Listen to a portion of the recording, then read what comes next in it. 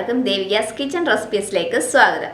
ഇന്ന് ഞാൻ നല്ല ഈസി ആയിട്ട് ഉണ്ടാക്കാൻ പറ്റിയ ഒരു സ്റ്റൂ ആണ് ഉണ്ടാക്കുന്നത്. ചിക്കൻ സ്റ്റൂ ആണ് ഇത്. അപ്പം, ഇടിയപ്പം, ചപ്പാത്തി, ബ്രെഡ് ഇതിൻ്റെ എല്ലാം കൂടെ നല്ല കോമ്പിനേഷനാണ്.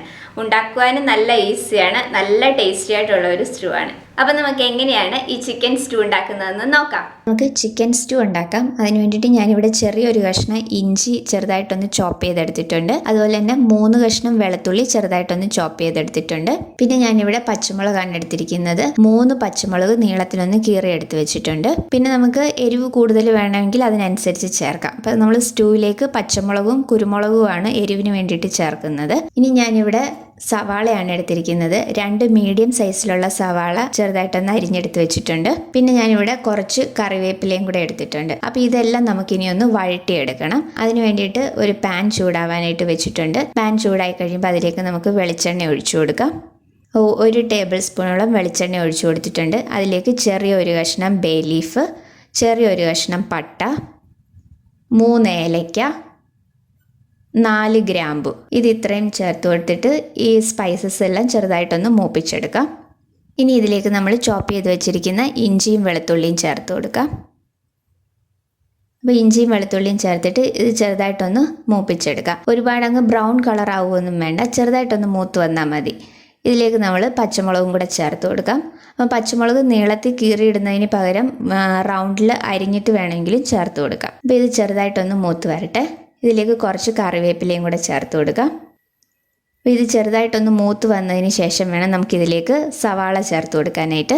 അപ്പോൾ ഇനി നമുക്കിതിലേക്ക് സവാള ചേർത്ത് കൊടുക്കാം. സവാള ചേർത്തിട്ട് നമ്മളിത് ഒരുപാട് വഴറ്റിയെടുക്കുകയൊന്നും വേണ്ട, ബ്രൗൺ കളറൊന്നും ആയി വരണ്ട, ചെറുതായിട്ടൊന്ന് വാടി വന്നാൽ മാത്രം മതി. സവാള ബ്രൗൺ കളറിലാവുന്നത് വരെ വഴറ്റിയെടുക്കുകയാണെങ്കിൽ നമ്മുടെ സ്റ്റൂവിൻ്റെ കളർ മാറിപ്പോകും. ചെറുതായിട്ടൊന്ന് വാടി വരേണ്ട ആവശ്യമേ ഉള്ളൂ. ഇതിലേക്ക് നമുക്കിനി കുറച്ച് ഉപ്പും കൂടെ ചേർത്ത് കൊടുക്കാം. ഉപ്പും കൂടെ ചേർത്ത് കൊടുത്തിട്ട് ഇതൊന്ന് വഴറ്റിയെടുക്കാം. ഇത് പെട്ടെന്ന് എളുപ്പം ഉണ്ടാക്കാൻ പറ്റിയ ഒരു റെസിപ്പിയാണ്. ഇപ്പോൾ നമ്മുടെ ഉള്ളി ചെറുതായിട്ടൊന്ന് വാടി വന്നിട്ടുണ്ട്. അപ്പോൾ ഇത്രയും മതി. ഇനി നമുക്കിതിലേക്ക് ചിക്കൻ ചേർത്ത് കൊടുക്കാം. ഞാനിപ്പോൾ 300 ഗ്രാം ചിക്കനാണ് നന്നായിട്ട് ക്ലീൻ ചെയ്തെടുത്തിരിക്കുന്നത്. ഇത് എല്ലോട് കൂടിയിട്ടുള്ള കഷ്ണങ്ങളാണ് എടുത്തിരിക്കുന്നത്. അപ്പോൾ ഇതും കൂടെ നമുക്കിനി ഇതിലേക്ക് ചേർത്ത് കൊടുക്കാം.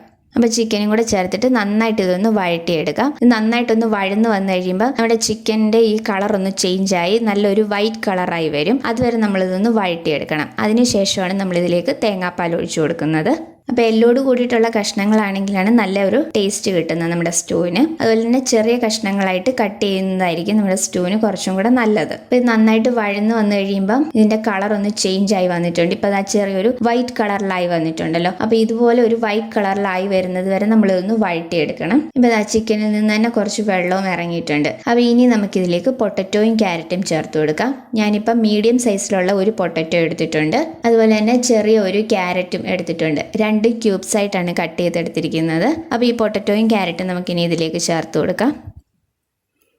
അപ്പോൾ അതും കൂടെ ചേർത്തിട്ട് നമുക്ക് എല്ലാം നന്നായിട്ടൊന്ന് മിക്സ് ചെയ്തെടുക്കാം. അപ്പോൾ ഇവിടെ കിട്ടുന്ന ചിക്കൻ പെട്ടെന്ന് തന്നെ കുക്കായി കിട്ടുന്നതായതുകൊണ്ടാണ് ഞാൻ പൊട്ടറ്റോയും ക്യാരറ്റും കൂടെ ആദ്യമേ ചേർത്ത് കൊടുത്തത്. ഇനിയിപ്പം ചിക്കന് വേവ് കൂടുതലുണ്ടോയെന്നുണ്ടെങ്കിൽ പകുതി വെന്തതിന് ശേഷം മാത്രം പൊട്ടറ്റോയും ക്യാരറ്റും ചേർത്ത് കൊടുത്താൽ മതി. അപ്പോൾ ഇതെല്ലാം നന്നായിട്ടൊന്ന് മിക്സ് ചെയ്തെടുത്തിട്ടുണ്ട്. ഇനി നമുക്കിതിലേക്ക് തേങ്ങാപ്പാൽ ചേർത്ത് കൊടുക്കാം. ഞാനിപ്പോൾ 2ാം പാലാണ് എടുത്തിരിക്കുന്നത്. 1.5 കപ്പ് 2ാം പാൽ എടുത്തിട്ടുണ്ട്. 250 ml കപ്പിന് 1.5 കപ്പാണ് എടുത്തിരിക്കുന്നത്. അപ്പോൾ അത് ഇതിലേക്ക് ഒഴിച്ചു കൊടുക്കാം.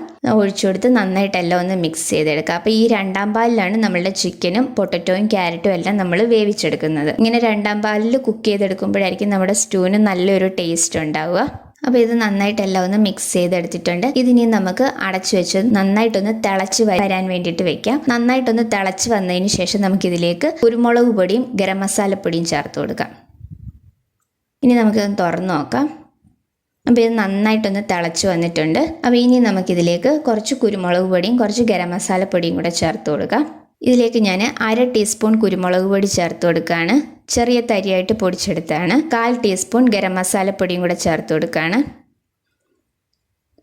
അപ്പോൾ കുരുമുളക് പൊടിയും ഗരം മസാലപ്പൊടിയും കൂടെ ചേർത്ത് കൊടുത്തിട്ട് നമുക്ക് നന്നായിട്ടൊന്ന് മിക്സ് ചെയ്തെടുക്കാം. അപ്പോൾ ഇതിൻ്റെ അളവ് കൂടിപ്പോകണ്ട. ഇതിൻ്റെ അളവ് കൂടിപ്പോയി കഴിഞ്ഞാൽ നമ്മുടെ സ്റ്റൂവിൻ്റെ കളർ മാറിപ്പോകും. ചെറിയൊരളവിൽ മാത്രം ചേർത്താൽ മതി. അപ്പോൾ ഇതിലേക്ക് എരിവിന് വേണ്ടിയിട്ട് നമ്മൾ പച്ചമുളകും കുരുമുളകും മാത്രമേ ചേർക്കുന്നുള്ളൂ. അപ്പോൾ അത് ചേർത്ത് നന്നായിട്ടെല്ലാം ഒന്ന് മിക്സ് ചെയ്തെടുത്തിട്ടുണ്ട്. ഇനി ഇത് നമ്മുടെ ചിക്കനൊക്കെ നന്നായിട്ട് വെന്ത് വരുന്നത് വരെ നമുക്കിത് അടച്ചു വെച്ച് നന്നായിട്ടൊന്ന് കുക്ക് ചെയ്തെടുക്കാം.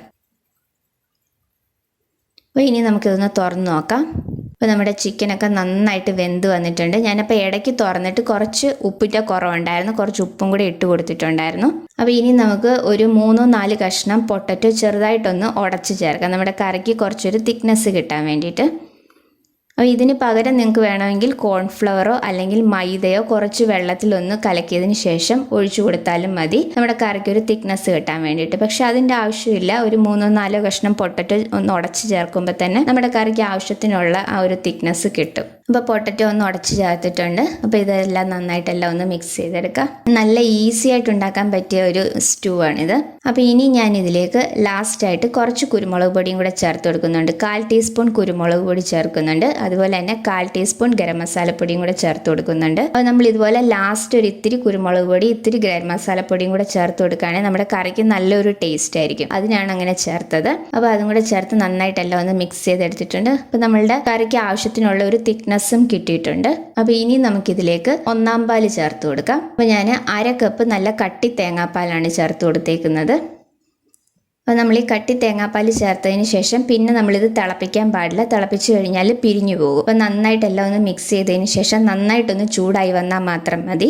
അപ്പോൾ ഇതേ രീതിയിൽ തന്നെ നമുക്ക് ചിക്കന് പകരം മട്ടൺ വെച്ചിട്ടും ബീഫ് വെച്ചിട്ടും സ്റ്റൂ ഉണ്ടാക്കാം. അപ്പം മട്ടൺ വെച്ചിട്ടാണെങ്കിലോ ബീഫ് വെച്ചിട്ടാണെങ്കിലോ സ്റ്റൂ ഉണ്ടാക്കുകയാണെങ്കിൽ ആദ്യം അത് കുക്കറിൽ നന്നായിട്ട് വേവിച്ചതിന് ശേഷം വേണം ബാക്കി ഈ പ്രൊസീജിയർ എല്ലാം ചെയ്യാനായിട്ട്. അപ്പോൾ ചിക്കൻ നമുക്ക് കുക്കറിൽ വേവിക്കേണ്ട ആവശ്യമില്ല. ഇതുപോലെ സ്ലോ കുക്കിംഗ് ചെയ്യുന്നതായിരിക്കും കൂടുതൽ ടേസ്റ്റ്. അപ്പോൾ ഇത് നല്ല ഈസി ആയിട്ട് ഉണ്ടാക്കാൻ പറ്റിയാണ്, നല്ല ടേസ്റ്റി ആയിട്ടുള്ള ഒരു സ്റ്റൂ ആണിത്. ഇപ്പൊ നമ്മളുടെ തേങ്ങാപ്പാൽ നന്നായിട്ടൊന്ന് ചൂടായി വന്നിട്ടുണ്ട്. അപ്പൊ ഇനി ഞാൻ ഫ്ലെയിം ഓഫ് ചെയ്യാണ്. അപ്പൊ ഇത്രയും മതി. അപ്പൊ ഇത്രയേ ഉള്ളൂ നമ്മളുടെ ചിക്കൻ സ്റ്റൂ. നല്ല ഈസി ആയിട്ട് ഉണ്ടാക്കാൻ പറ്റിയാണ്, നല്ല ടേസ്റ്റി ആയിട്ടുള്ളതാണ്.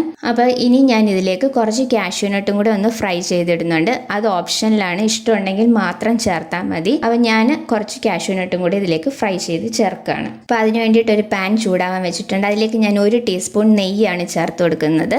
നെയ്യൊന്ന് ഉരുകി കഴിയുമ്പോൾ അതിലേക്ക് നമുക്ക് കുറച്ച് കാഷ്യൂ നട്ടും കൂടി ഇട്ടിട്ട് ഒന്ന് ഫ്രൈ ചെയ്തെടുക്കാം. അപ്പോൾ ഇത് ഇഷ്ടമുണ്ടെങ്കിൽ മാത്രം ചെയ്താൽ മതി, ഇല്ലെന്നുണ്ടെങ്കിൽ ഇതിന് മുന്നലത്തെ സ്റ്റേജ് വരെ മാത്രം ചെയ്താൽ മതി. അങ്ങനെയാണെങ്കിൽ നമ്മുടെ സ്റ്റൂവിന് നല്ല ടേസ്റ്റ് ആണ്. അപ്പം ഈ കാഷ്യൂ നട്ട് ഫ്രൈ ചെയ്യുന്നതിൻ്റെ കൂട്ടത്തിൽ തന്നെ 2-3 ചെറിയ ഉള്ളിയും കൂടെ ഇട്ടിട്ട് മൂപ്പിച്ചെടുക്കാം. അത് ഇഷ്ടമുണ്ടെങ്കിൽ അങ്ങനെയും കൂടെ ചെയ്തെടുക്കാം, നല്ല ടേസ്റ്റ് ആണ് അതിന്. ഞാനിപ്പോൾ ഉള്ളിയൊന്നും മൂപ്പിച്ച് ചേർക്കുന്നില്ല. അപ്പോൾ നമ്മൾ ഈ കാഷ്യൂ നട്ട് ഫ്രൈ ചെയ്തതും കൂടെ നമ്മുടെ സ്റ്റൂവിലേക്ക് ചേർത്ത് കൊടുക്കാം.